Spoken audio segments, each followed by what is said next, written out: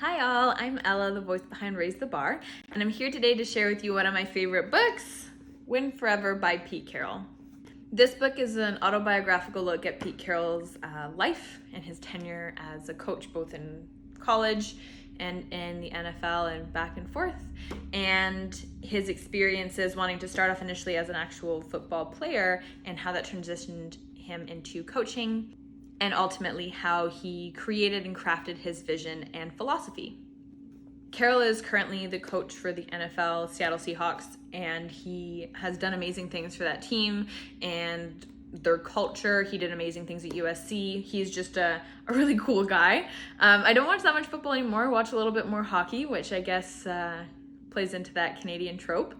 But I love sports books because I find they tend to have a different look at teamwork than business books or, conversation around academia. In the business world and in academia, I find we're a little bit more adversarial. I know my CJAP was known for having students ripping out pages of textbooks from the library, so other students couldn't get access to that information. Really kind of dog eat dog, and frequently in business, we think the only way to succeed is by stepping over or at times on top of everyone else to get to the top. And that's actually my first takeaway from this book, the opposite was actually my first takeaway from the book. And it's this idea of positive competition.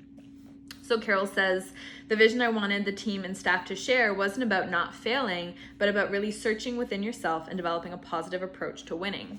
This shift in mindset is really important, and Carroll recognizes that explicitly. He says it's a conscious decision to look at it differently. It's a conscious choice to change how we look at winning. But even in the subtitle of the book, it's very clear that Carroll pushes for success and champions the idea of success in every sphere of your world. The subtitle is Live, Work, and Play Like a Champion, and that's really what it is. Too often, especially among athletes, there's things in the news that come up about substance abuse issues or domestic abuse issues. And I think part of that has to do with the fact that they're focused on just winning in one sphere of their lives. But we're whole people.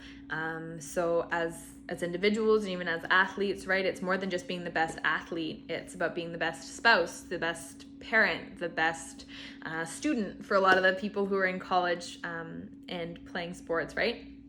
I wouldn't necessarily say balance, because the routines and the schedules these individuals keep are absolutely bonkers, but it's about making a decision and choosing that success and pushing for it. Within keeping this idea of positivity from the first takeaway, my second takeaway has to do with competition. Carroll says in the book, to win forever, you have to always compete, but there's a little bit more to it than that. With his positive approach to competition, Carroll looks at always being forward-looking. He talks about doing better than you ever have.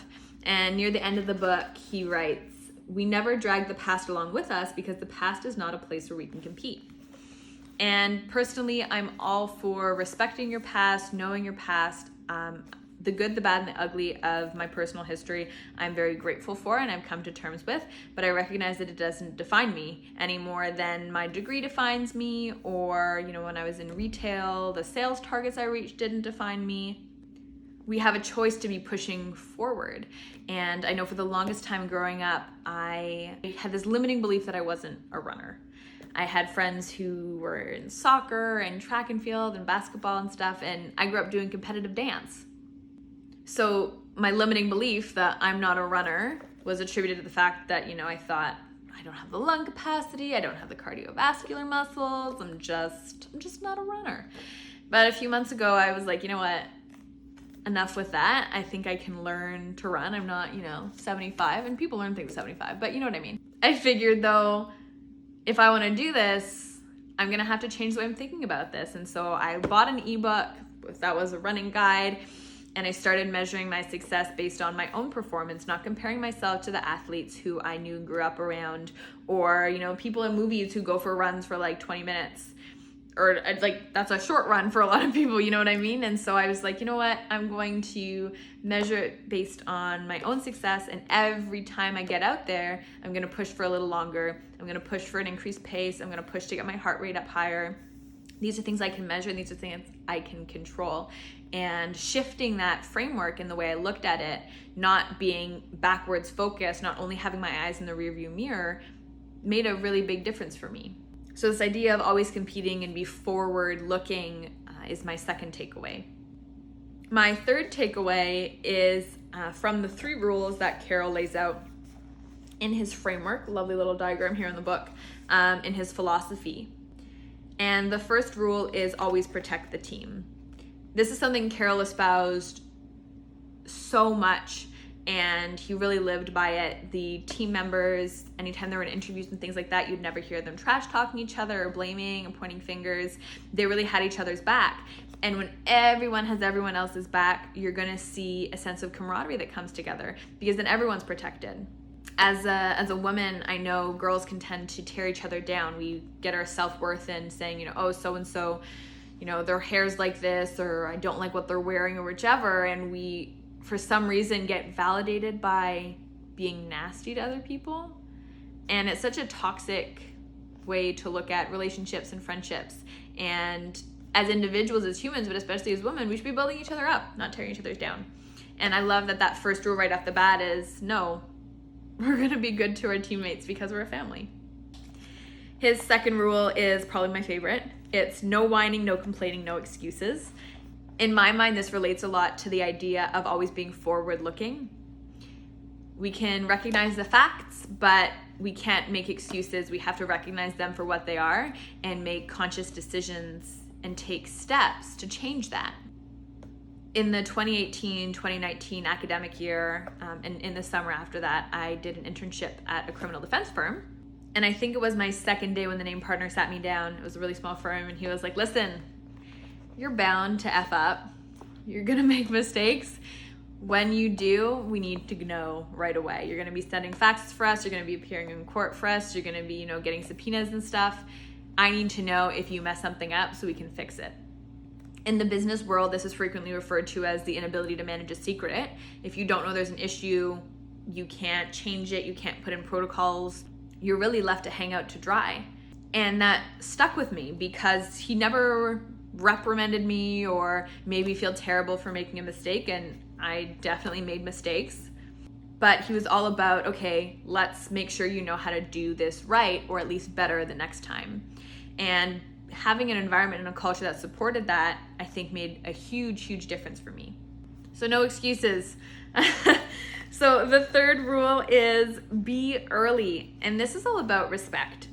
Carroll really pushed for this in his team, in his locker room, whether you were a freshman or you were a veteran on the team or, the coaching staff. He was really serious about this be early idea. And the big reason is because it's respectful.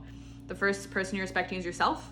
You're saying the investments I'm making, whether that's time or money, right? You're investing in your own academic career or a fitness class you pay for, right? You're respecting yourself and saying my time has value. And so by showing up on time and showing up early so that we can, get out on time means that I respect myself in the decisions I make. The second group or person you're respecting is your teammates and colleagues.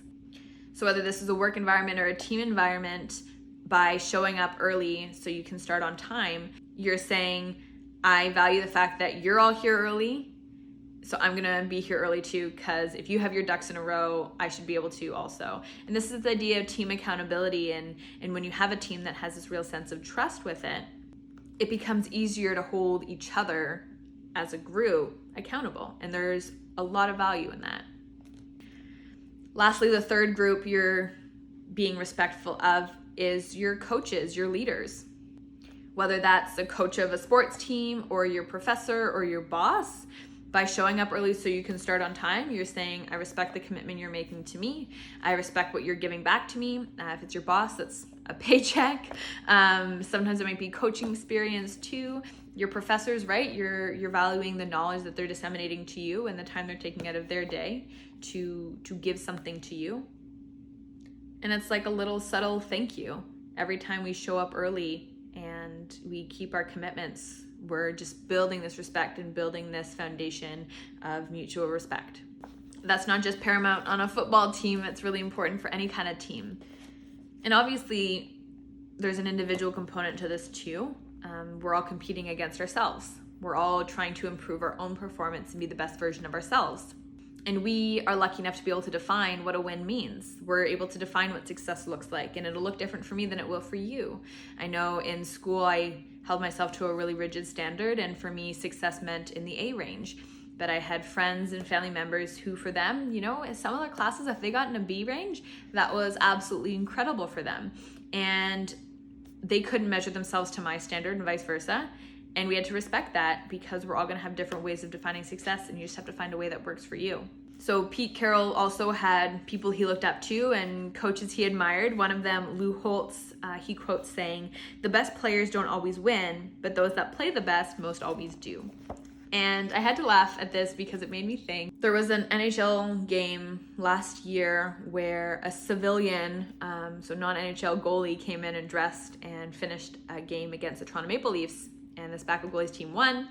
And it was like a big hubbub because he actually worked for the Toronto Maple Leafs, and they beat the Leafs. And anyways, it was just this whole thing. And on paper, the Leafs goalie is a better goalie. He has more hours played, more training, prestigious awards. He's been in the All-Star games. Like, he's, on paper at least, an incredible goalie, but his team didn't win. The idea is, if we're defining what success means to us, you know, that backup goalie, there's been other civilian backup goalies who get on the ice and let in 3 goals, then they're interviewed afterwards and they're like, "How was that?" And they're like, "This was the best day of my life. I got to play in an NHL game. Kind of like I can die a happy man now."